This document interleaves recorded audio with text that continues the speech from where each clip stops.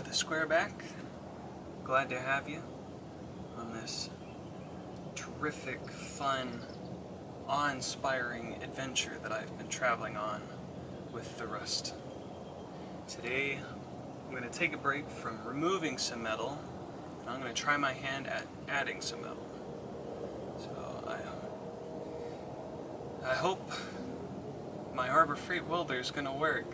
I had a coupon for it, so you know what they say, and I say it time and time again, you get what you paid for. So let's see what happens. I mean, I still got 3 months to return it, so if I break it, I return it. If it works, perfect. If it doesn't work, I return it. It's a win-win. Win-win-win. Everybody wins. So come with me as I add or attempt to add some metal to this here machine that likes to lose metal. As I could see.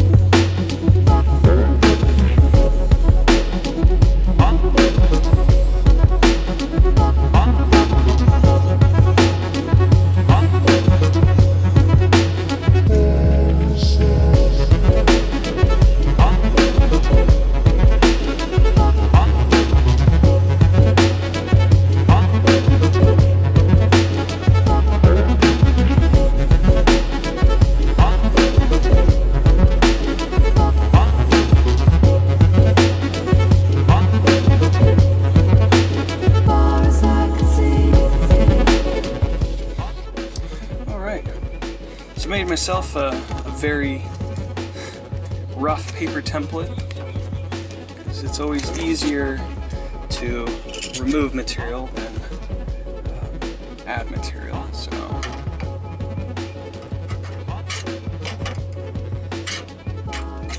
you kind of get the point. You know what to do. You don't need me to teach you. Let's get to working with it. Let's get to welding.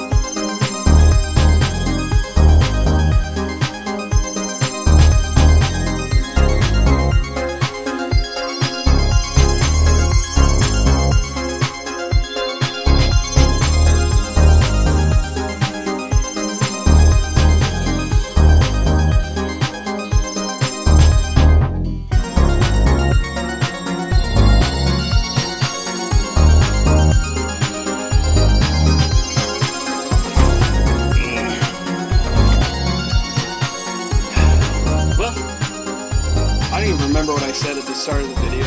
It's been 2 days of just welding, cutting out and welding, so I'm gonna call it for this. I did most of the insides of the door frames.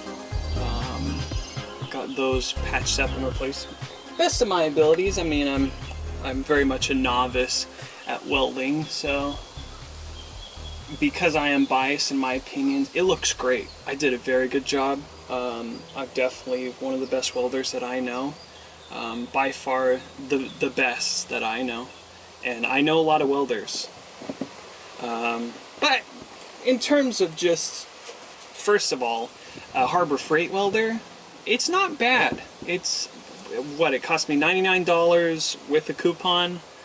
It functions. It works.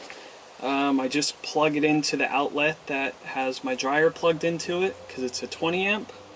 And even the extension cord I'm using is like a 13 amp extension cord. And it says not to do it, but I did it anyway. And it functioned just fine. I mean, it doesn't feel hot to the touch, because usually when you're pulling too many amps through an extension cord, you'll feel the heat. But other than that, I mean, it's definitely a learning curve, trying not to melt holes through steel, but trying to get a good bond. And I mean, it can only get better from here. I can say that with confidence. And especially once I get the insides done here, getting the back. But what I'll definitely do is start pulling the fenders out and taking care of the rust that are on the insides there, the most pertinent rust. But all in all, as just a beginner to welding, it's not that hard. It's just knowing what to do and what not to do. But hopefully you learned something. I happened to learn something. Learned how to weld. Still learning. I can't say that I know all things. It is very windy. It's supposed to rain tonight, so I'm trying to get most of the worst rust spots done before they get drenched by Florida rain. But I'll be back to do some more welding in the next episode. I'll be taking the fenders off. I want to do that. I want to get it done and over with, just so I can take care of it. Now I want to address something. I am not trying to restore it. I'm trying to get it in functioning condition. I'm trying to take care of the rusts on the insides and treating the rusts on the outsides, but I'm going for the Fury Road look. So this isn't really a restoration, it's getting it running. And there will be other modifications that will come later. But for now, it's just fixing the rust and then getting it running with confidence, and then slowly upgrading as the time goes on and as money is there. But if you learned something, let me know what you learned. If you have any comments or suggestions on how to improve my welding, I will definitely take those with all of my heart. I am not confident in my welding abilities at all. But let me know what I can do to improve it. I mean, it's been fun so far, so it's only going to be more fun from here on out. So we'll see you next time. Stay fresh, stay clean, and see you.